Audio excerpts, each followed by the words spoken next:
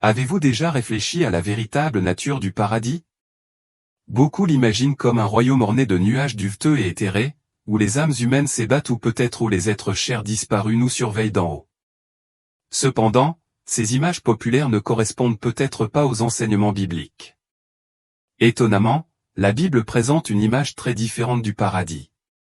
Aujourd'hui, nous nous lançons dans une exploration de ce à quoi ressemble réellement le paradis, selon les révélations de Jean. Bienvenue à Moment de Grâce, où nous plongeons dans l'histoire biblique pour découvrir des vérités cachées et des histoires captivantes. Si vous trouvez nos idées intrigantes, nous vous invitons à vous abonner et à rester à l'écoute pour plus de contenu stimulant et éclairant. Maintenant, ne tardons plus, plongeons dans le cœur du sujet. Dans Jean 14, Jésus nous offre un aperçu de la nature du ciel. Il y a plusieurs demeures dans la maison de mon Père. Si cela n'était pas, je vous l'aurais dit. Je vais vous préparer une place, et, lorsque je m'en serai allé, et que je vous aurai préparé une place, je reviendrai, et je vous prendrai avec moi, afin que là où je suis, vous y soyez aussi. Ce passage révèle que le ciel est une vaste demeure dotée d'innombrables pièces, conçues pour accueillir chaque croyant. Imaginez une grande demeure si vaste qu'il serait impossible d'en compter les pièces.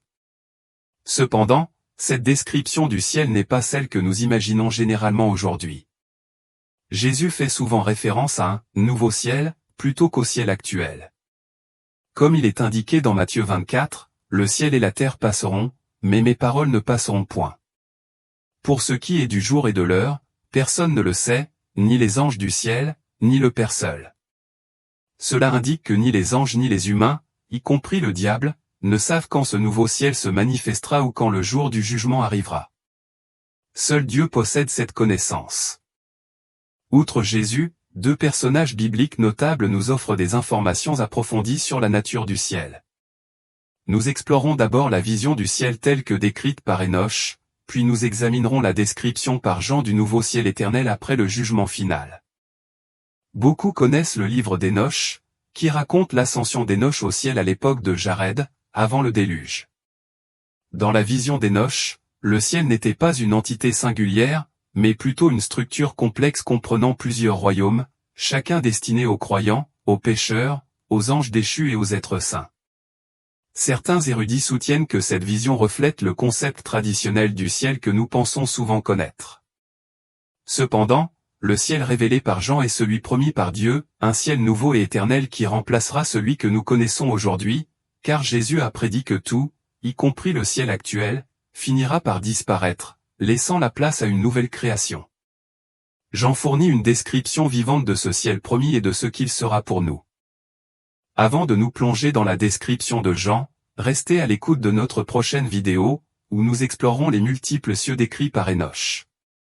Mais pour l'instant, tournons-nous vers la vision de Jean telle qu'elle est rapportée dans Apocalypse chapitres 21 et 22, où il dévoile la splendeur du nouveau ciel.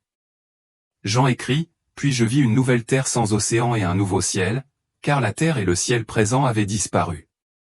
Et moi, Jean, je vis la ville sainte, la nouvelle Jérusalem, qui descendait du ciel d'auprès de Dieu. C'était un spectacle glorieux, beau comme une mariée à ses noces. J'entendis un grand cri venant du trône, qui disait, « Voici la demeure de Dieu parmi les hommes. Il vivra avec eux, et ils seront son peuple. Oui, Dieu lui-même sera au milieu d'eux. Il essuiera toute larme de leurs yeux, et la mort ne sera plus, et il n'y aura plus ni deuil, ni cri, ni douleur. Tout cela est parti pour toujours. Et celui qui était assis sur le trône dit, « Voici que je fais toutes choses nouvelles. » La vision de Jean nous montre une existence transformée où Dieu habite parmi l'humanité, éradiquant toutes les formes de souffrance et de chagrin. C'est la demeure éternelle qui nous est promise ou une transformation profonde qui dépasse notre compréhension actuelle du ciel. Il m'a transporté au sommet d'une montagne majestueuse, où j'ai contemplé un spectacle extraordinaire, la ville sainte, Jérusalem, descendant du ciel, rayonnante de la gloire de Dieu. La ville brillait avec une intensité rappelant celle d'une pierre précieuse, sa clarté et son éclat ressemblant à ceux du jaspe cristallin. Ses immenses murs étaient larges et imposants, avec 12 portes, chacune gardée par un ange, sur lesquelles étaient inscrits les noms des 12 tribus d'Israël. Les portes étaient disposées en 3 de chaque côté au nord, sud et ouest. Les murs de la ville étaient soutenus par 12 pierres de fondation, chacune gravée des noms des 12 apôtres de l'agneau. L'ange tenait une règle d'or, évaluant méticuleusement la ville, ses portes et ses murs. Les mesures révélèrent que la ville était un cube parfait, dont chaque côté s'étendait sur 2400 km de longueur. Les murs avaient 66 mètres d'épaisseur. L'ange transmit ces mesures en unités standards. La ville elle-même était faite d'or pur et transparent, ressemblant à du verre.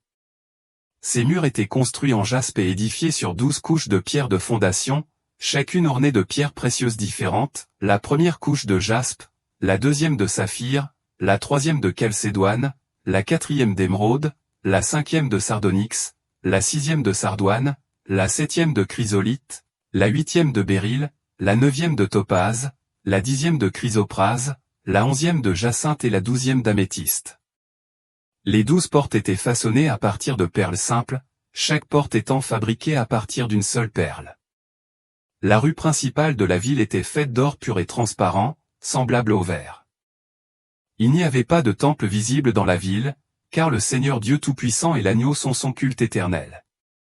La ville n'a besoin ni du soleil ni de la lune pour sa lumière, car la gloire de Dieu et de l'agneau l'illumine. Cette lumière divine brillera sur les nations de la terre, et les dirigeants du monde y apporteront leur gloire. Les portes de la ville resteront ouvertes à tout moment, sans que la nuit tombe, et la gloire et l'honneur des nations y seront apportés. Rien d'impur ou de trompeur n'y entrera, seulement ceux dont les noms sont inscrits dans le livre de vie de l'agneau. L'ange m'a également montré un fleuve d'eau de vie pure et cristalline, qui coule directement du trône de Dieu et de l'agneau. Au cœur de la Nouvelle Jérusalem, qui coule dans la rue principale, coule un magnifique fleuve de vie. De chaque côté de ce fleuve, se trouve l'arbre de vie, portant 12 fruits différents, un pour chaque mois de l'année. Ces feuilles possèdent des propriétés curatives, apportant la restauration aux nations. Dans cette ville sainte, le mal n'a pas sa place, le trône de Dieu et l'agneau occuperont la place centrale, et leurs serviteurs rendront un culte en permanence. Les fidèles contempleront le visage de Dieu, marqué de son nom sur leur front. Il n'y aura pas de nuit dans ce royaume divin, ni lampe ni soleil ne seront nécessaires, car le Seigneur Dieu lui-même sera leur lumière éternelle. Dans cet état éternel, ils régneront avec lui pour toujours. En dehors de la ville habitent ceux qui se sont détournés de Dieu, les sorciers, les immoraux, les meurtriers, les idolâtres et tous ceux qui embrassent le mensonge. Bien que ce soit la vision du ciel, vous pourriez vous demander ce que nos activités éternelles impliqueront. Selon la Bible, notre existence sera remplie d'adoration, de vie communautaire juste et d'efforts créatifs. Apocalypse 4h10 décrit les anciens entourant le trône de Dieu, proclamant éternellement « Saint, Saint, Saint est le Seigneur Dieu Tout-Puissant », tout en déposant leur couronne dans un profond respect. De même, Apocalypse 19 dépeint une vaste multitude dans le ciel criant « Alléluia », célébrant les justes jugements de Dieu qui ont conduit à la défaite ultime du mal. Nous nous joindrons à ce chœur incessant de saints, glorifiant notre Roi et participant à l'adoration éternelle et joyeuse de notre Créateur. Au ciel, la présence de Dieu nous fera entrer dans un état de paix et de joie parfaite, dépourvu de douleur, de souffrance ou de larmes. Nous n'aurons pas besoin de dormir ni de nous reposer, car l'obscurité et la nuit seront absentes. Au lieu de cela, nous connaîtrons une lumière sans fin et une énergie sans limite.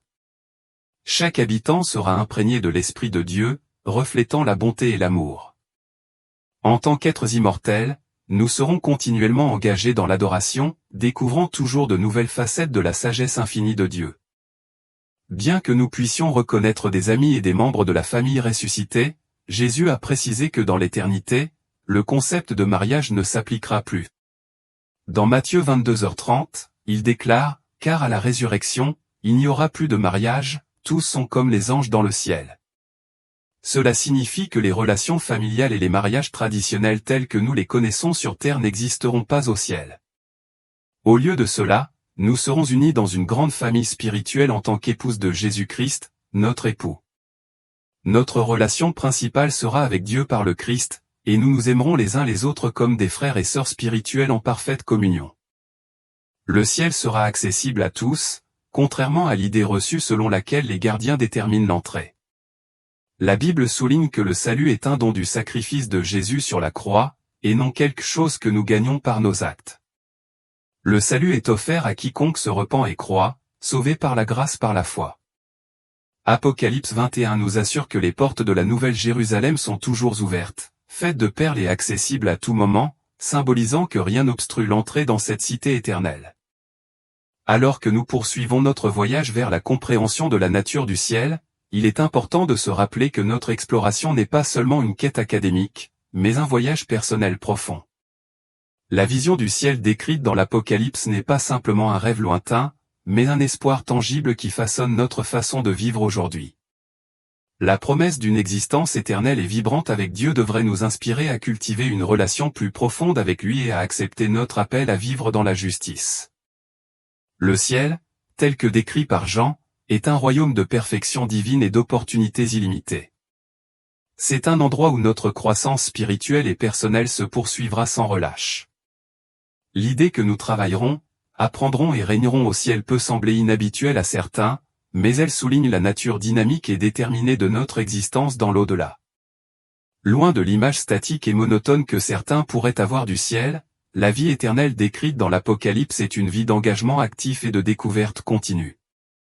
Au ciel, notre travail sera significatif et épanouissant, en accord avec le dessein divin de Dieu.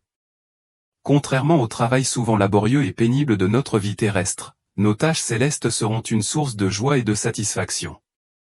Les compétences et les talents que nous développons dans cette vie seront perfectionnés et utilisés de manière à honorer Dieu et à contribuer à l'épanouissement de son royaume. Ce processus continu de croissance et d'apprentissage nous permettra d'explorer les profondeurs de la sagesse et de la créativité de Dieu d'une manière que nous ne pouvons qu'imaginer. Nos corps glorifiés seront parfaits et impérissables, libérés des limitations et des fragilités de nos formes physiques actuelles. Cette transformation nous permettra de vivre l'existence d'une manière complètement nouvelle, sans douleur, sans fatigue et sans contrainte de temps.